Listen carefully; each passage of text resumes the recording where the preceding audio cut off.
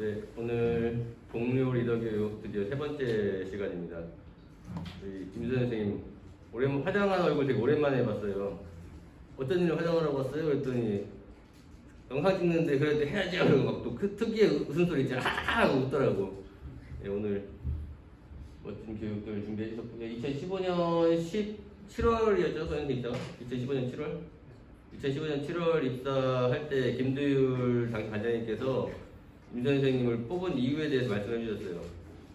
상담을 전공했기 때문에 사례관리에 최적화되어 있는 사람이어서 뽑았다. 정말 그 이후로 만 5년 넘게 복지관에 사례관리 업무 진행하면서 사례관리 기틀을 어느 정도 잡아준 것 같아요. 제가 농담처럼 유성구 최고의 사례관리자라고 얘기했었는데 농담하고 진심이었던 거 알죠, 선생님? 표정이 별로 안 좋아요. 2015년부터 2020년까지 복지관 사례관리를 진행하면서 그 경험들 모든 직원들에게 함께 나눠줄 시간, 1시간 부족하면 조금 더 해도 될까요? 네, 1시간 부족하면 좀 더 해도 된대요. 네, 선생님, 임선 선생님을 앞으로 모시고 멋진 강의 부탁드리겠습니다. 큰 박수로 환영해 주세요. 네, 안녕하세요. 저는 2015년도부터 2020년도까지 사례관리 진행하며 발표를 맡은 임소연 사회복지사입니다. 어제 김유석 대리님이 지역 전담제를 실시하면서 사례관리가 앞으로 나아가야 할 방향이나 이런 부분들을 소개해 드렸다면 저는 이제까지 해왔던 경험을 바탕으로 발표를 진행하고자 합니다. 오늘 강사는 저고요. 모르시는 분들 없으시겠지만 우선 소개를 드리겠습니다. 제 이름은 임소연이고요. 선임사회복지사입니다. 2015년도부터 현재까지 유성구 종합사회복지관에서 사례관리 업무를 맡고 있고요. 사례관리 슈퍼바이저는 자격을 곧 이수할 예정이고 위기과정 사례 개입 경험이 다수 있고 자원개발 및 연계 경험도 다수 있습니다. 목차로는 이제 임소연만의 사례관리, 두 번째로는 사례관리 상담 방법, 세 번째로는 자원 발굴 및 연계 어떻게 진행하는지에 대해서 진행하고자 합니다. 자세한 교육 주제는 이렇습니다. 첫 번째, 2015년도부터 2020년도까지 어떻게 사례관리를 진행해 왔는지에 대한 내용. 두 번째, 강점 해결 중심 상담을 통한 사례관리 방법과 모의 사례 진행할 예정이고요. 세 번째로는 사례관리에서 가장 중요한 자원 발굴에 대한 경험 공유와 앞으로 지역 전담제를 하면서 어떻게 진행해야 할지 약간 저의 의견과 방향성에 대해서 이야기를 나눠보고자 합니다.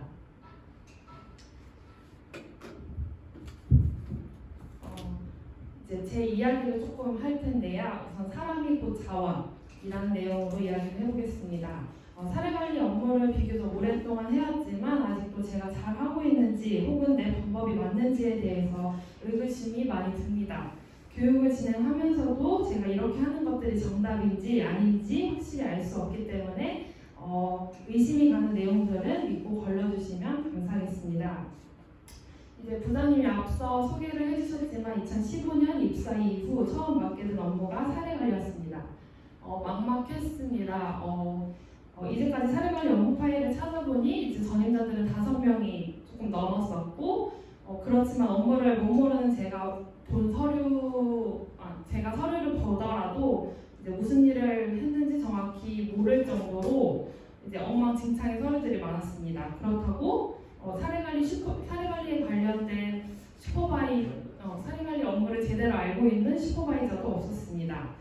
그래서 이제 어떻게 하면 사례관리를 잘할 수 있을까라는 생각을 했었고 사례관리 실무자 기초학습을 들었지만 현장에서 바로 적용할 수 있는 내용이 아니었고 대학교에서 배우는 이론적인 내용들이 많았습니다. 그래서 어떤 방법으로 업무에 대해 실질적으로 배울 수 있을까 고민하던 중 기간 내에서 업무를 배울 수 없다면 밖으로 나가서 물어보는 것이 좋겠다라는 생각을 하게 되었습니다. 우선 이제 네트워크 활동을 적극적으로 참여했습니다. 네트워크 활동이 멀리서 보면 친목 도모라고 느껴질 수 있지만 실질적으로 업무를 배우기 위해서는 그만한 활동이 없었던 것 같습니다. 이제 네트워크에 같이 참여하는 이제 유관기관 담당자들은 대부분 사례관리 업무를 5년 이상 했던 실무자이기 기존 자원을 알아가거나 새로운 자원에 대한 정보를 얻기 참 좋았던 것 같습니다. 이제 저는 무슨 업무를 하던 간에 관계성이 매우 중요하다고 생각하기 때문에 그들과 좋은 관계를 유지하고 친해지기 위해서 많이 노력했던 것 같습니다. 제가 쑥스러움을 좀 많이 타고 어색한 것을 못 참는 성격이지만 앞으로 일을 편하게 하기 위해서 어쩔 수 없이 먼저 다가가는 그런 모습이 있었습니다. 당시 네트워크 활동을 하면서 가장 많이 했던 말이 제가 잘 몰라서 그러는데 라는 말이었습니다. 자존심이 조금 상하고 부끄럽기도 했지만 잘 모른다고 이야기를 해야 더 자세히 말씀해 주시고 조금 제가 그때 25살이었기 때문에 귀엽게 좀 여겨주시기 때문에 잘 모르니 좀 알려주세요 라고 솔직하게 이야기했던 저의 모습이 참 좋았던 것 같습니다. 이해에도 좋은 관계 형성을 위해 제가 할 수 있는 내가 혹은 복지관에서 할 수 있는 일은 힘들더라도 좀 도와주자, 거절하지 말고 도와주자라는 마음을 가졌습니다. 하지만 당시 저의 이제 슈퍼바이저였던 당시 신땡땡 과장님은 사례관리자의 부탁들을 거절하지 않고 들어주는 저에게 질질 끌려다니지 마라. 정확히 이렇게 말씀하셨습니다. 질질 끌려다니지 마라라고 말씀하셨습니다. 이제 어린 마음에 저는 상처를 받긴 했지만 그래도 꿋꿋이 가는 것이 있어야 오는 것이 있다라고 생각했기 때문에 제가 한번 그분들을 도와주면 다음에 도움을 요청할 때 더 수월할 것 같다고 생각했습니다. 다행히 지금 이러한 노력들로 민간 및 공공기관들과 좋은 네트워크를 형성할 수 있었고 자원 연계가 가능한 기관에 대한 정보 공유나 사례관리 업무에 대한 동료 슈퍼비전을 받으면서 이제까지 사례관리사로서 한층 성장할 수 있었던 것 같습니다. 현재는 지금 유성구 정신건강복지센터, 대전시 건강가정 다문화 가족지원센터, 유성구 노인복지관, 장애인복지관, 드림스타트, 보건소, 치매안심센터, 그리고 공공기관인 유성구청 이번 기관 담당자들은 저의 큰 자원들입니다. 특히 앞으로 지역전담제를 시행하게 되면 모든 직원들이 사례관리 업무를 맡게 될 텐데요. 당사자에 대해서 정확한 정보 파악이 큰 어려움으로 다가올 것입니다. 이때 구청 사례관리자들과 좋은 관계 형성이 매우 중요하다는 이야기를 하고 싶었습니다. 빠진 게 있는데? 빠진 거 그냥 얘기해요? 특히 구청 저희가 업무일지에 보면 구청 직원들과 동행 방문 가는 일들이 많은데 이분들이랑 관계성을 지금까지 형성하기 위해서 많이 노력을 했었어요. 그 이유는 초기 상담으로 당사자가 내 방에서 오면은 사전 정보를 파악하는 데 아주 중요한 역할을 해주시곤 해요. 행정복지센터 같은 경우는 2, 3년에 한 번씩 담당자가 바뀌어서 얼굴을 익히고 친하지 않은 분들 같은 경우는 전화로 개인정보나 이런 거 관련된 인적사항이나 개인정보 등을 물어보면은 개인정보라고 잘 알려주시지 않으시거든요. 근데 구청 사례관리 담당자분들은 업무가 바뀌지 않아요. 그분들이 계속 거기에 계시기 때문에 저를 믿고 그냥 인적사항이나 기초생활 수급 여부나 정부지원금을 얼마나 받으시는지, 자녀분들이 있으신지, 연락처, 주소 이런 거를 상세하게 알려주시기 때문에 구청 담당자들한테 조금 그런 부분 많이 의지하는 것 같아요. 그래서 지역 전담제로 나가셨을 때 동행정복지센터 담당자들도 물론 중요하긴 하겠지만 우선 구청 담당자들이랑 친밀감을 형성하는 게 조금 좋은 꿀팁인 것 같습니다. 불가인가요? 좀? 공무원 짜요. 네, 알아서 해주세요. 다음으로는 마음가짐에 대한 부분인데요. 이 부분은 그냥 시간 관계상 넘어가도록 하겠습니다. 그냥 제 얘기만 할게요. 개인적으로 저는 사례관리 업무를 하면서 당사자에게 가져야 할 마음가짐에 대해서는 딱히 생각해 본 적이 없어요. 자랑일지 모르겠지만 저는 이미 책에 나오는 훌륭한 사례관리자의 기질을 가지고 태어난 것 같습니다. 하지만 김윤석 대리님이 이 부분에 대해서 이야기를 해보는 게 좋을 것 같다고 하셔가지고 생각을 해봤어요.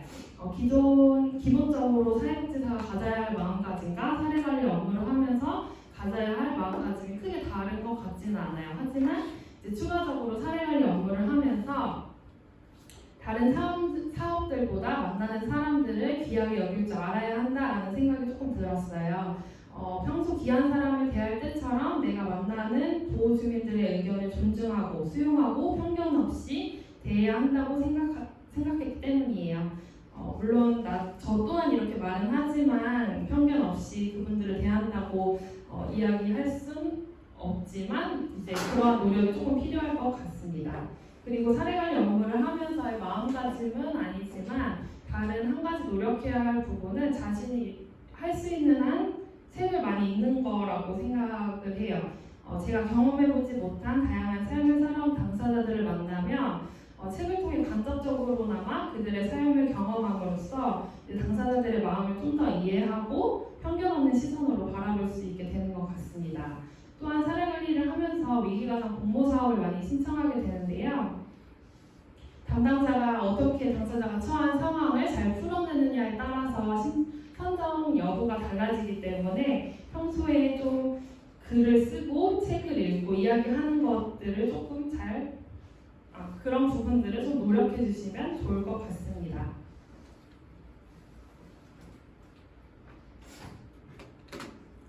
다음으로는 사례관리 상담 방법에 대한 내용인데요. 이제 사례관리는 각 기관 특성에 맞춰가지고 한 가지 이론을 바탕으로 진행을 합니다. 우리 기관의 같은 경우는 당사자 중심의 사례관리, 과거의 문제보다는 현재의 삶이라는 삶이 중요하다는 논의 이후 관점 해결 중심을 실천하기 위해 노력하고 있습니다.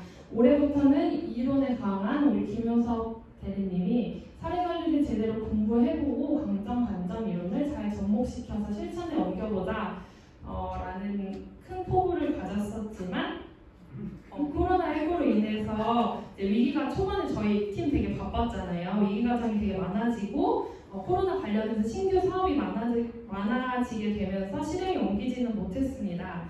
하지만 앞으로 관점 이론 체계를 다지는 과정이 꼭 필요하고 지역 전담제를 시행하게 되면 모든 직원이 사례관리 업무를 맡게 될 텐데 더 많은 직원이 함께 논의하고 공부할 수 있기 때문에 내년에는 조금 더 전문적으로 체계를 다질 수 있게 되지 않을까라는 생각이 듭니다. 다음으로는 이제 모의 사례인데요. 우선은 저희 기관에서 사용하고 있는 강점 해결 중심 상담의 기본 과정을 저희 직원분들이 같이 한번 큰 소리로 읽어보도록 하겠습니다. 첫 번째, 목소리 작게 하면은 다음에 모의 사례 할 때 바로 할 거거든요. 이제 여기 이제 상담자랑 이제 당사자로 이제 선정될 수 있으니 큰 소리로 얘기해 주시면 감사하겠습니다. 첫째, 당사자는 전문가이다. 목소리가 작아요. 둘 번째, 사례관리자는 변화를 돕는 전문가이다. 세 번째, 해결 방안과 새로운 행동에 초점을 맞춘다. 네 번째, 당사자의 잠재적 변화와 욕구를 중요시 여긴다. 다섯 번째, 문제 해결 전략을 사용하도록 한다. 여섯 번째. 당사자와 사례관리자는 협력적 관계이다. 네, 우선 이 기본 과정을 조금 염두해 주시고 시연을 시작할 예정인데요. 상담자랑 당사자 혹시 해주실 직원분들 있으실까요? 자발적으로?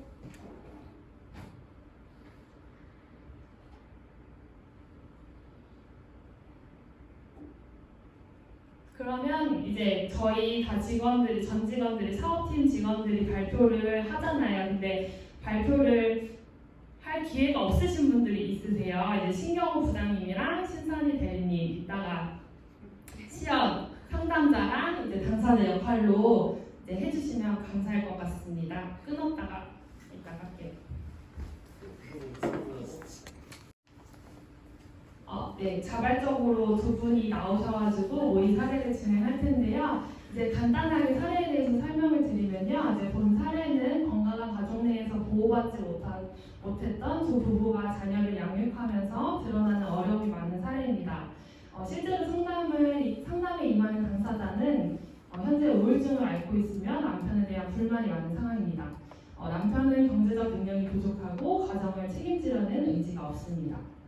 이 정도로 설명을 하고 이제 모의 사례를 진행할 텐데요. 이분이 지금 우울증을 앓고 있는 아내 당사자분이시고요. 이제 능력 있는 강점 사례관리로 이제 질문하고 상담하시는 능력 있는 사례관리자입니다. 네.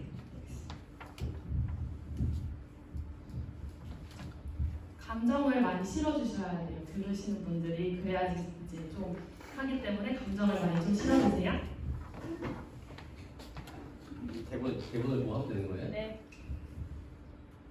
네, 어머니 지금 어머니께서 제일 힘든 점이 어떤 부분이실까요?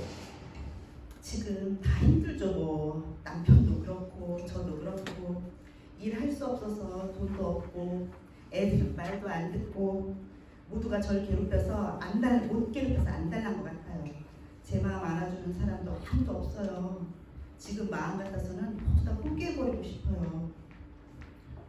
네, 어머니 참 많이 힘드시겠어요. 어머니도 지금 우울증으로 일을 할 수가 없는 상황이시고, 그런데 남편분 혹시 어떤 이유로 일을 하지 못하는지 알 수 있을까요? 남편 모르겠어요. 예전부터 제대로 된 일을 했던 적이 없어요. 매일 힘들다고만 하고 전 이해가 안 가요. 일하면서 안 힘든 사람이 어디 있겠어요. 그렇죠?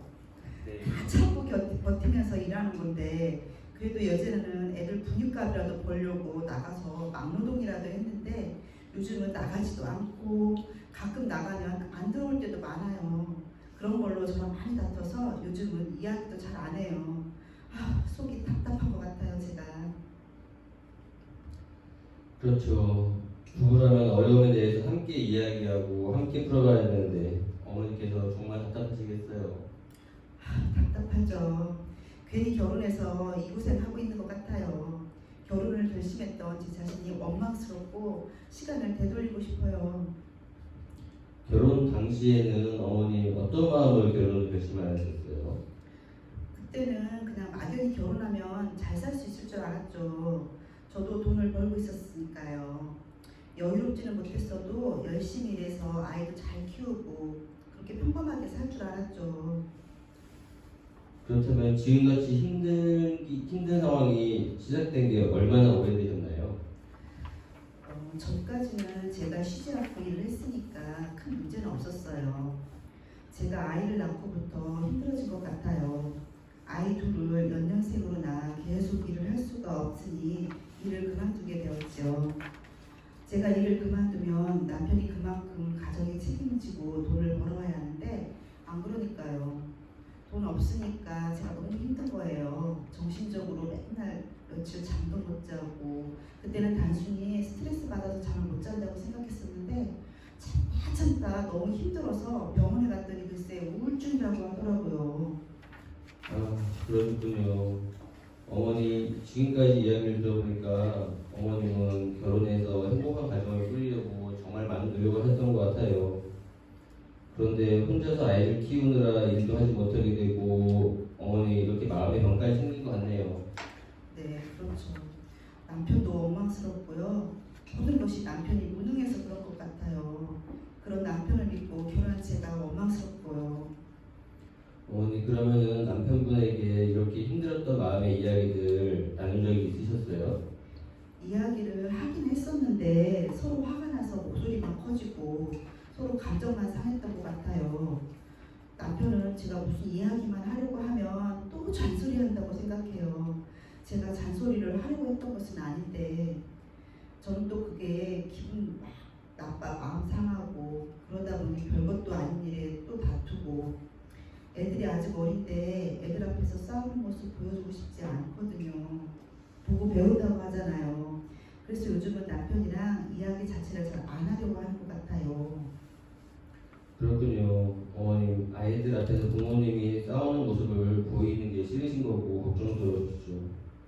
제가 만나는 대부분 부모님들은 서로 감정이 흔들려서 아이들 앞에서 싸우는 분들도 계시는데 어머님은 감정보다 아이들을 더 많이 생각하고 계신 것 같아요.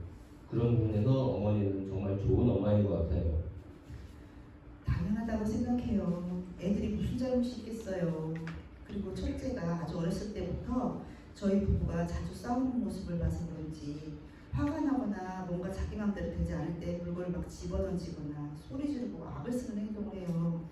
제가 저지할 수 없을 만큼 심하게 이런 행동을 보일 때가 있어서 인터넷에서 찾아보니 그 나이 때는 그럴 수도 있다라고 하는데 제가 보기엔 정도가 너무 심한 것 같아서 걱정스러워요. 이렇게 저는 너무 걱정스러운데 남편은 이런 거 하나도 신경도 쓰지 않는 것 같아요. 늘 하면 제가 잔소리한다고 생각해요. 그러면 어머니 오늘부터 싸우지 않겠다는 마음을 가지고 아이에 대해서 남편과 차근차근 이야기를 해보는 건 어떠실까요? 오늘 당장은 어려울 것 같아요. 선생님과 이야기할 때는 괜찮은데 남편 얼굴을 보면 화가 치밀어 오르거든요. 제가 마음을 정리할 수 있는 시간이 필요한 것 같아요. 남편을 조금이라도 이해할 수 있는 시간이요. 네, 어머니 마음 충분히 이해합니다. 모든 것이 생각처럼 될 수는 없는 것 같아요. 그래도 지금 저와 얘기했던 것처럼 남편분 마음을 이해하는 마음을 가진다면 언젠가 어머님과 남편분이 화를 내지 않고 이야기할 수 있을 때가 올 것 같아요. 혹시 제가 남편분을 만나 이 부분에 대해서 따로 얘기를 나눠도 될까요? 선생님이 그렇게 해준다면 저는 좋을 것 같은데 남편이 선생님을 만나고 싶어 할지는 모르겠어요. 지금 그냥 제가 우울하고 힘드니까 꾸역꾸역 사는 것도 싫고 심적으로 너무 힘들어요. 그러셨구나. 어머니 그러면은 지금과는 다르게 가장 삶을 행복했던 때 그때가 언제였을까요? 부끄럽지만 제 인생에서 행복했던 때가 별로 없었던 것 같아요. 어렸을 때도 그렇고 지금도 행복은 저랑 맞지 않는 것 같아요. 근데 지금 생각해보면 그냥 제 힘으로 돈도 벌고 다음날 끼니 때울 걱정 안 했던 때가 가장 편안했던 것 같긴 해요. 어머니가 일을 할 때 가장 편안했었구나. 그러면 어머니 편했던 때처럼 다시 일을 할 수 있다면 어떨까요? 좋겠죠. 그렇지만 지금 제가 두 아이 엄마인데 예전처럼 어떻게 일을 할 수 있겠어요. 자신이 없어요. 요즘 취업난도 심하다고 하고 제가 이제까지 했던 일이 모두 서비스직인데 누가 아줌마를 써주겠어요. 자신이 없어요. 그리고 제가 일을 하면 우리 애들은 누가 봐주나요? 어머니께서 일을 하기 걱정되는 부분이 두 가지신 거예요. 일자리를 구하기가 어려울 것 같다는 걱정과 어머님이 일을 하게 되시면은 아이들을 뵐 사람이 없다. 맞나요? 네. 그렇다면은 제가 어머님이 일을 할 수 있도록 함께 도움을 드리면 어떨까요? 그래 주시면 감사하죠. 그렇지만 저 같은 사람이 일을 할 수 있는 곳이 있을까요? 제가 만났던 분들 중에서도 어머님처럼 처음에 일자리 구하기 어렵다고 포기한 분도 있었는데요. 지금은 모두들 자리 잡고 열심히 하고 계신 분도 계세요. 그분들은 제가 옆에서 도움드릴 수 있으니 그 부분은 제가 도움드릴 수 있으니까 어머니 포기하지 않고 노력하면 가능할 것 같아요. 아이들 별 사람이 없다고 하셨는데 혹시 가족들 중에 아이를 돌봐줄 다른 사람들은 없나요? 아니요, 없어요. 남편도 그렇고 저도 그렇고 어려운 집에서 자랐어요. 남편은 부모님이랑 연락도 안 되고 저는 엄마랑 연락을 하긴 하지만 엄마도 몸이 편찮으셔서 아이들을 봐줄 수 없는 상황이 되지 못해요. 그래요. 일단은 아이들에 대한 부분은 다음에 다시 이야기를 하기로 해요. 오늘 어머니 이야기를 쭉 들어보니 이제까지 힘든 일이 정말 많으셨던 것 같아요. 그럼에도 불구하고 어머니께서 지금까지 가정을 포기하지 않고 버틸 수 있었던 어머니의 원동력은 무엇일까요? 그거야 애들이죠. 애들이 없었으면 진작 죽어버렸을 거예요. 저도 어렸을 때 부모님이 이혼하시고 엄마가 혼자 저를 키웠거든요. 그때 제가 친구들에게 받은 상처가 많아요. 그래서 우리 애들한테는 그런 아픔을 물려주고 싶지 않았어요. 제가 이제까지 힘들지만 견딜 수 있었던 이유는 우리 애들 때문인 것 같아요. 그렇군요. 아이들을 위해서 힘든 상황을 참고 견디는 게 참 대단하셨어요. 힘드시겠지만 지금 마음 그대로 저와 함께 노력해봐요. 어머님이 앞으로 꾸준히 지금처럼 의지를 갖고 생활하신다면 저도 어머님 가정과 아이들을 위해서 할 수 있는 부분들을 더 많이 도울 수 있도록 노력할게요. 네, 감사합니다. 긴 내용이었는데 너무 감정을 잘 이입해 주셔서 감사합니다. 박수 한번 부탁드리겠습니다.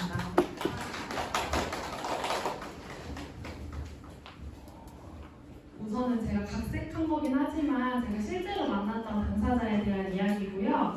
우선 상담은 대략 이런 식으로 진행된다고 이해하시면 될 것 같아요. 그리고 이제 상담 초반에는 현재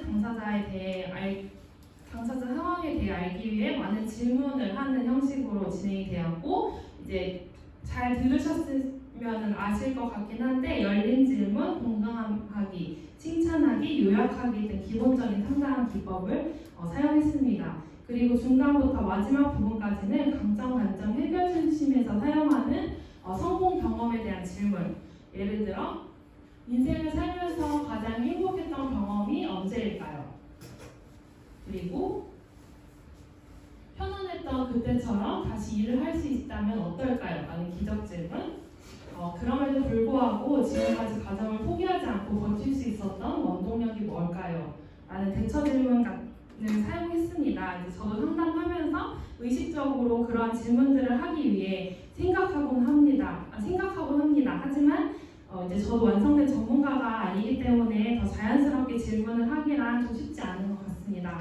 강점관점 교육을 강의하러 다니시는 전문가분들도 적절한 시점에 강점관점 질문을 하기 위해 늘 계산하고 생각하신다고 합니다.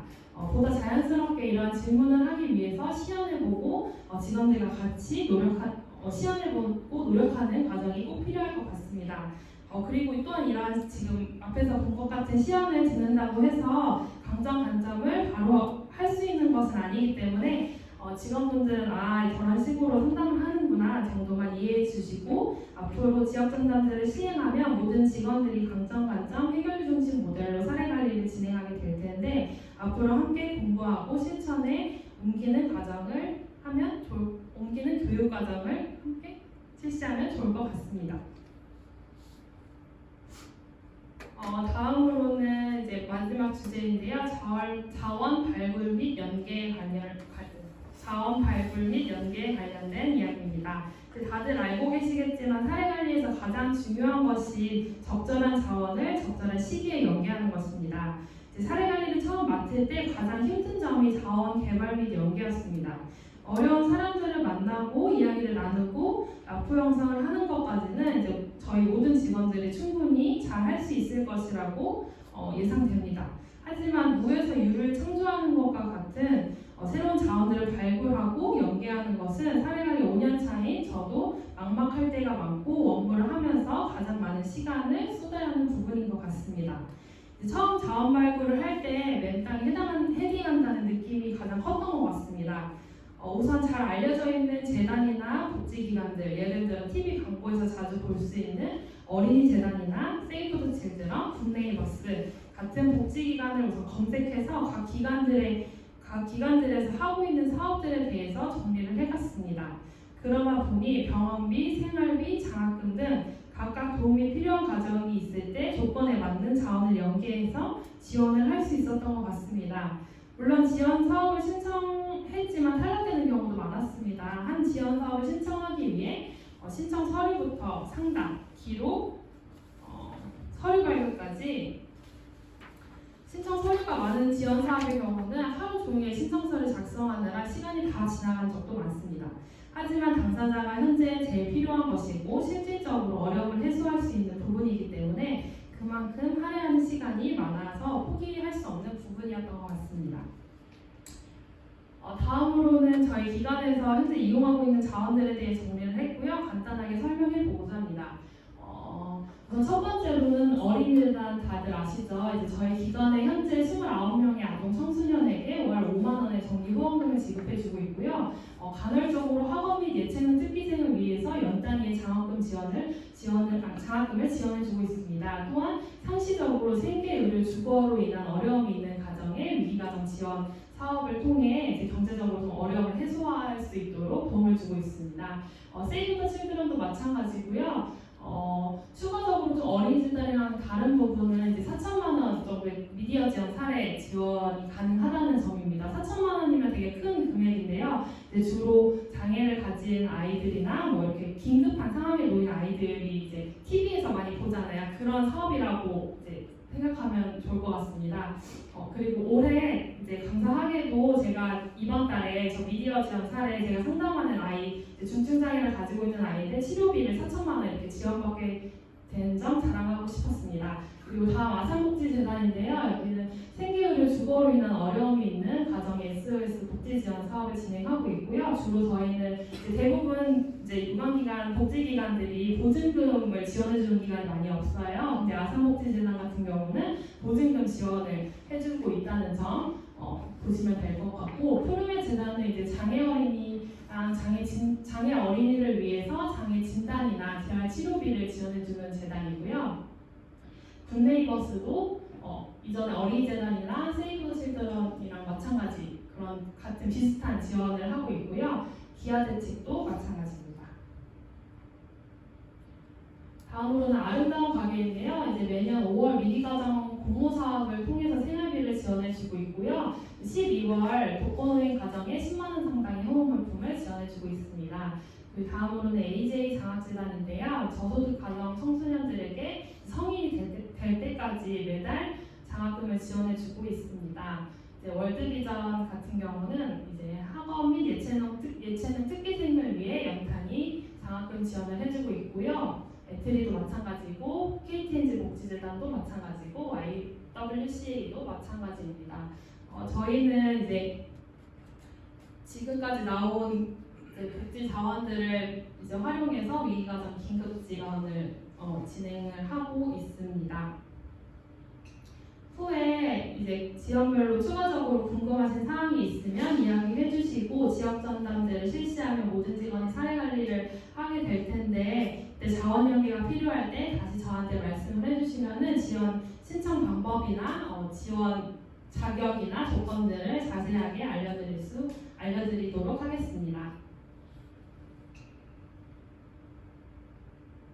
그리고 이외에도 이제 상시적으로 사회복지 관협회, 사회복지 공동모금회, 유성구 행복네트워크 등 다양한 사회복지 기관에서 위기가정에 대한 지원을 실시하고 있습니다. 또한 이제 긴급복지 및 주거지원, 틈새지원, 희망통차 등 공공기관 의뢰를 통해서도 위기가정 생계, 주거, 의료에 도움을 줄 수 있으니 이 부분은 참고하시면 될 것 같습니다.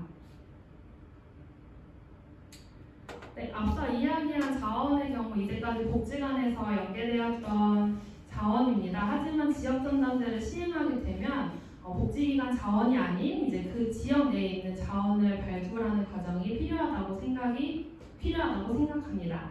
예를 들어 치료비 부족으로 지원이 필요한 당사자를 위한 병원, 식생활에 어려움이 있는 당사자를 위한 반찬가게, 도배 및 장판 등 주거 환경이 필요한 당사자를 위한 가게, 학비가 없는 청소년들을 위한 후원장. 하지만 지역 자원을 발굴하기가 쉽지 않을 것이라고 예상됩니다. 저는 개인적으로 솔직히 말하면 쉽지 않다기보단 효과성이나 효율성이 조금 떨어질 것 같다는 생각이 듭니다. 이제까지 사례관리를 진행하면서 의료비나 생활에 필요한 비용이 없는 분들을 만날 때 복지기관과 연계해서 지원서를 복지기관과 당사자를 연계해서 비교적 빠른 시간 안에 안정적으로 생활할 수 있도록 도움을 드렸던 것 같습니다. 하지만 지역 내의 자원을 주로 중점으로 활용하게 되면 물질적으로 개인적으로는 효율성이 떨어질 것 같다는 생각이 듭니다. 그럼에도 이제 지역 전담제를 실시하고 지역 주민이 지역 내에서 원활히 살아갈 수 있도록 돕는다라는 사례관리의 궁극적인 목적으로만 봤을 때 지역 내에 있는 자원을 개발하고 그 자원들을 통해 당사자를 도와주는 게 중요하고 꼭 해야 할 과정이라고 생각이 듭니다.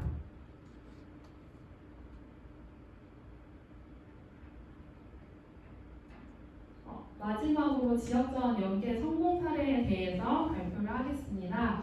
이제 강땡땡님은 이제 모두 아실 거예요. 이 케이스에 대해서. 강땡땡님은 출산을 불과 몇 주 앞둔 외국인 아내를 둔 20대 초반의 젊은 가장이었습니다.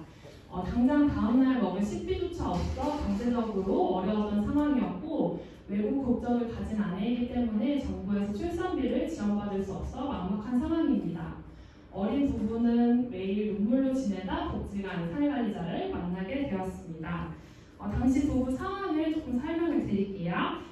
당시 부부는 모두 원가족에서 도움을 받을 수 없는 상황이었고 아내는 곧 출산을 앞뒀으나 한국 국적이 아니기 때문에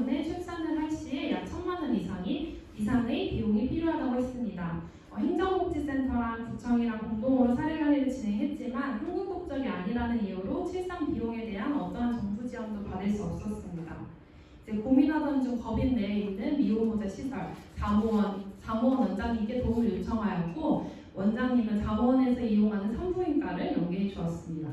부부의 안타까운 사연을 들은 산부인과 원장님은 보험이 적용되는 정도의 출산 비용을 제외한 나머지 비용은 모두 후원을 해주었습니다. 또한 사무원에서 곧 출산을 앞둔 아내를 위해 출산용품, 곧 태어날 아이를 위한 갖가지 용품들을 챙겨주셨습니다. 그런데 또 다른 문제가 있었습니다. 부부가 거주하고 있던 집이었는데요. 두 사람이 누울 자리가 없어서 아내는 침대에서 남편은 바닥에서 자야 할 정도로 매우 좁은 원룸에서 생활하고 있었기 때문입니다. 당장 몇 주 안에는 출산을 하고 아이와 함께 집으로 돌아와야 하는데 당시 거주했던 원룸은 도저히 아이를 키울 수 있는 환경이 되지 못했습니다. 이때 복지관 능력자 정원호 선생님이 나섰습니다. 장대동에서 빌라 몇 채를 가지고 있는 통장님과 두세 번의 통화로 보증금 없이 저렴한 월세를 내고 이전보다 넓은 곳으로 이사를 갈 수 있었습니다. 이후 이사는 이삿짐 센터를 부를 돈이 없어서 직원들이 직접 나섰습니다. 비가 오는 날이었는데 사무실 트럭을 가지고 남편과 이은경 대리님, 정원우 선생님, 제가 함께 직접 이삿짐을 나눴습니다.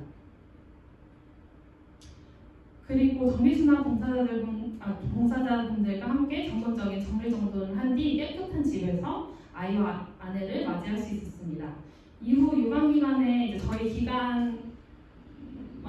기관의 도움으로는 이제 도저히 살아갈 수 있는 힘이 없을 것 같아서 유관기관의 도움을 요청하기 위해 확대 사례회의를 진행하였습니다. 구청에서는 이제 당장 근로능력이 없는 부부를 위해서 기초생활 수급 선정, 출산 이후 산후조리 비용에 대한 긴급 지원을 신청해 주기로 하였고 공정에서 도움을 줄 수 있는 부분을 맡아 해결해 주시기로 하셨습니다. 다음으로는 대전광역시 건강가정 다문화가족지원센터에서는 출산 이후 출산용품 지원 및 부모 교육을 진행하고 미리 산후도우미 지원 사업을 신청해 태어 후 안정적으로 아이를 양육할 수 있는 환경을 마련해 주시기로 하셨습니다.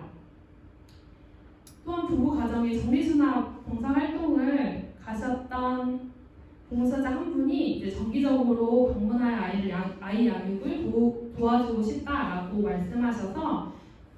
말씀하셨습니다. 본인 또한 손자녀를 키우는 입장에서 아이 양육 방법을 잘 알지 못하는 20대 초반의 젊은 부부가 안타깝게 느껴져 작은 도움이라도 주고 싶다는 이유였습니다.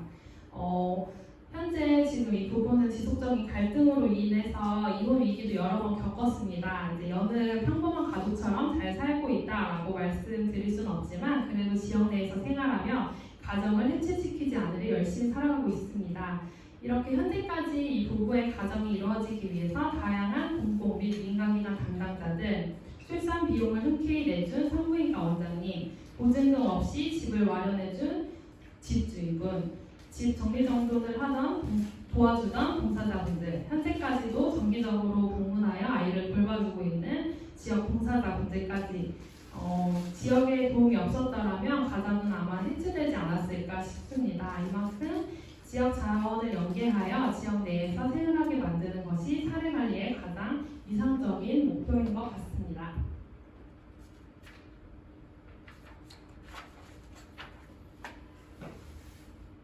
이상으로 이제 조금 부족한 발표를 마무리하겠고요. 혹시 질문 사항 있으신 분 계실까요?